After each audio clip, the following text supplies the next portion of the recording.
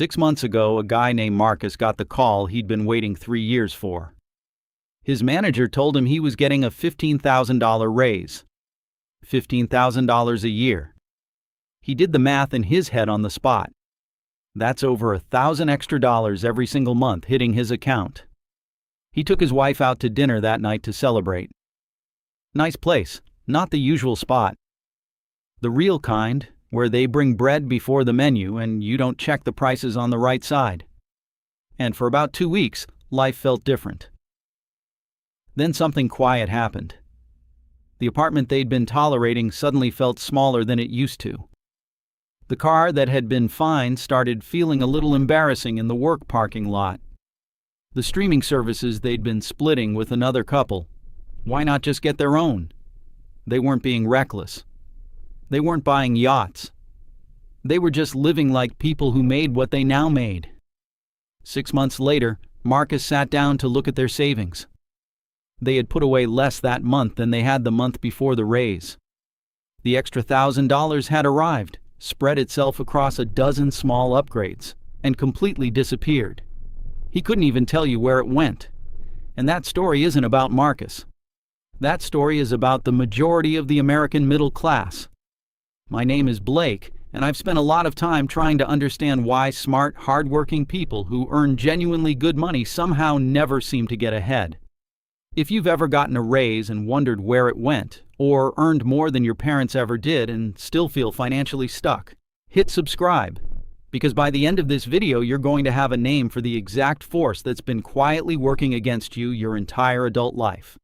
Okay, let's start with the name. What happened to Marcus has a name, and once you hear it you will never stop seeing it everywhere. It's called lifestyle inflation. And the definition is almost embarrassingly simple. Lifestyle inflation is what happens when your spending rises to match your income every single time your income rises. You make more. You spend more. Your savings rate stays flat, and you never actually pull ahead. The tricky part is that lifestyle inflation almost never feels like a mistake when it's happening. It feels like progress. It feels like you're finally living the way someone at your income level should be living. That feeling is exactly what makes it so dangerous. Because it means the trap doesn't look like a trap. It looks like a reward. Here's what's actually happening in your brain when your income goes up. Neuroscientists and behavioral economists have a term for it: hedonic adaptation. It's your brain's built-in ability to normalize almost anything. Give it a new apartment, it adjusts. Give it a better car, it adjusts. Within weeks, sometimes days, whatever felt like an upgrade becomes the new baseline. And the baseline is the problem. Because once something becomes your baseline, dropping below it feels like a loss. You're not comparing your new apartment to where you used to live. You're comparing it to the next apartment up. The upgrade becomes the floor, and the floor keeps rising. This isn't a character flaw. It isn't weakness or poor discipline. It's the operating system. Your brain was literally built to do this. The problem is the operating system was designed for survival, not wealth building. And in a world full of products and platforms designed to trigger that upgrade instinct every 30 seconds, hedonic adaptation becomes one of the most expensive features running quietly in your background. Now let's talk about the second engine driving lifestyle inflation, because hedonic adaptation alone doesn't fully explain it. The other engine is social comparison. And it has been turbocharged in the last 15 years into something our brains were genuinely never designed to handle. Here's how it used to work. A few decades ago, you compared yourself financially to the people you actually knew. Your neighbors, your coworkers, the people at your church or your kid's school. That circle was maybe 100 people. Most of them were in roughly your financial situation. The comparison pressure was real, but it was bounded. Then social media happened. Now your reference group is infinite. You're not comparing yourself to your neighbor with the slightly nicer truck. You're comparing yourself to a curated highlight reel of the most impressive-looking version of everyone you've ever met, plus several million strangers you've never met at all. The vacation photos. the kitchen renovations, the new cars, the restaurant check-ins. None of it represents anyone's actual financial reality. But your brain doesn't know that. Your brain processes it as data, evidence of what people like you are supposed to have. And every time your spending catches up to that image, the image moves, because the feed never stops. Let's get into the specific categories where lifestyle inflation actually lives, because this is where most people are losing the game without realizing they're even playing it. The biggest one, by a significant distance, is housing. The general rule says spend no more than 30% of your gross income on housing.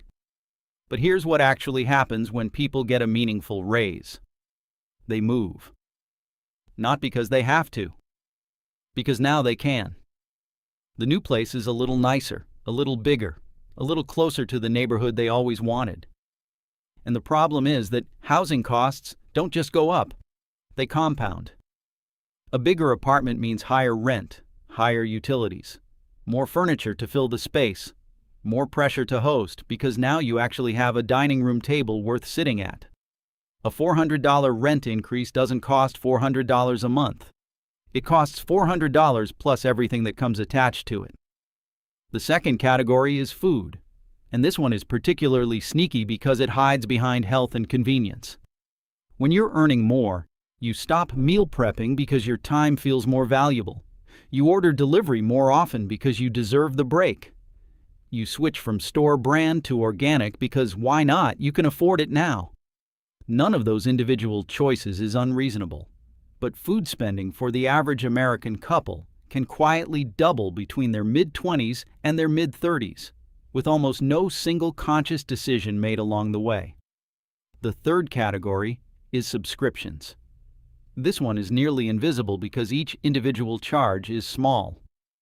Another streaming service, the premium version of the app, the grocery delivery membership, the gym upgrade, the meditation app, the wine club. Each one is $5, $10, $15 a month.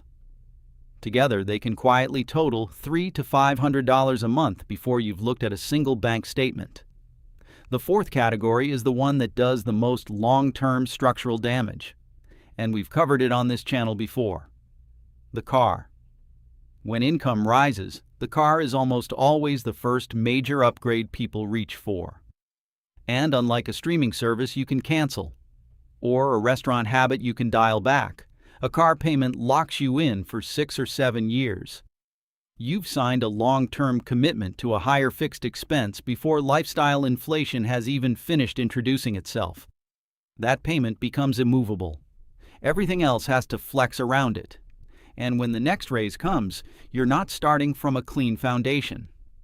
You're starting from a floor that's already been raised significantly before you've saved a single extra dollar. Here's the counterintuitive point that I think is the single most important idea in this entire video. Higher income does not automatically make wealth building easier.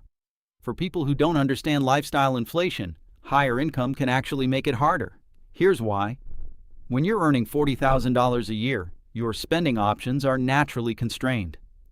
There are things you simply cannot afford, and that ceiling creates an accidental savings discipline. You don't upgrade the apartment because the math won't allow it. You don't lease the new car because it's not a real option. The budget limits you in ways that, accidentally, keep your savings rate in a workable place. But the moment income rises, the ceiling lifts. Suddenly everything is technically affordable. And technically affordable is exactly where lifestyle inflation sets up camp. Technically affordable means the monthly payment fits in the budget. It doesn't mean you can actually absorb the true cost, the opportunity cost, the compounding cost of what that money would have become if you'd captured it instead of spent it. Research consistently shows that savings rates across American households don't scale proportionally with income. People earning $150,000 a year don't save 3 times as much as people earning $50,000. They often save roughly the same dollar amount, sometimes less, because their spending has quietly expanded to fill every inch of the new container. The middle class doesn't stay stuck because middle class incomes are too low.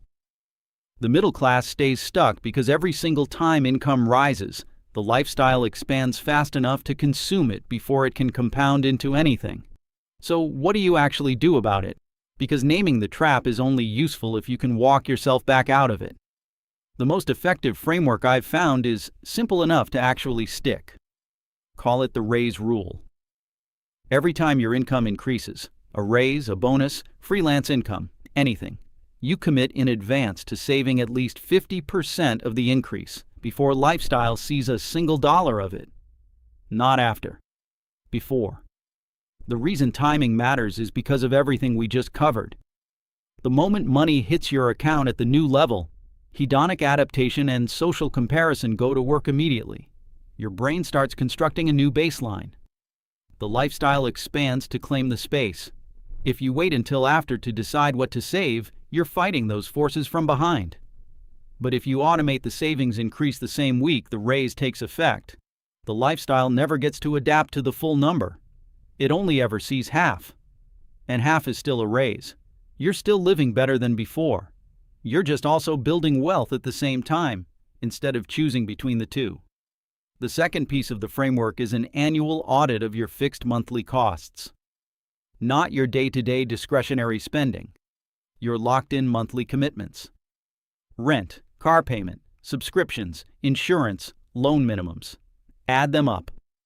Divide by your monthly take-home pay. If that number is above 50%, you have very limited room to build wealth regardless of how disciplined you are on the small stuff. Because cutting coffee and skipping dinners out cannot fix a fixed cost problem. The audit forces the conversation nobody wants to have but everyone needs. Here's what the other side of this actually looks like, because I think it's worth making concrete. A household earning $90,000 a year that keeps their lifestyle calibrated to a $65,000 spending level has $25,000 a year to deploy. Invested consistently at a reasonable long-term return, that gap, that space between earning and spending, becomes the engine of everything. It funds the emergency fund, the retirement accounts, the down payment, the flexibility to take a career risk, the ability to leave a situation that isn't working without financial panic holding the door shut. The gap is the asset. Not the income, not the job title, not the size of the apartment or the badge on the car. The gap between what comes in and what goes out is the only number that actually determines whether you build wealth over time. And lifestyle inflation's entire function is to close that gap as fast as possible every single time you manage to open it. The middle class earns enough to build real wealth. If that sentence makes you uncomfortable, it should.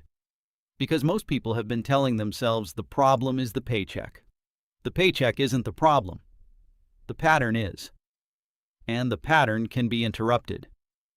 Marcus, from the beginning of this video, eventually figured that out.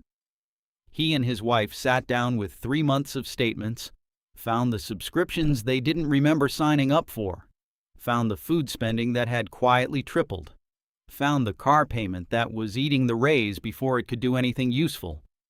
They didn't overhaul their entire life. They just decided to stop letting the upgrade happen on autopilot and started making it a deliberate choice. 6 months after that conversation, they had more saved than in any previous year of their marriage. Same jobs, same income, different pattern. You already earn enough to change your financial trajectory. The only question is whether you're going to let the lifestyle take it before you get the chance to.